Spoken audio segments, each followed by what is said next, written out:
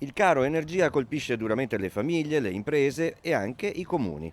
Albignasego nel 2022 è passato da 1.200.000 euro di energia elettrica e combustibili a 2.100.000 euro. Un più 900.000 al quale si è fatto fronte con i contributi Covid, che però nel 2023 non ci saranno e, dice il primo cittadino, serve un intervento da Roma per non dover tagliare i servizi ai cittadini. Per evitare questo occorre un intervento o del governo o dell'Unione Europea, che magari, era la cosa di cui si stava parlando ultimamente, metta un fondo da destinare a tutti gli stati più penalizzati dalla crisi energetica per poter fare in modo di avere queste risorse. Riscaldamento di scuole elementari e medie e di uffici comunali quasi raddoppiato, elettricità quasi triplicata, illuminazione pubblica passata da 710.000 euro a 1.210.000 e nel 2023 E una previsione purtroppo è in aumento rispetto all'aumento che abbiamo avuto quest'anno, quindi da 900.000 euro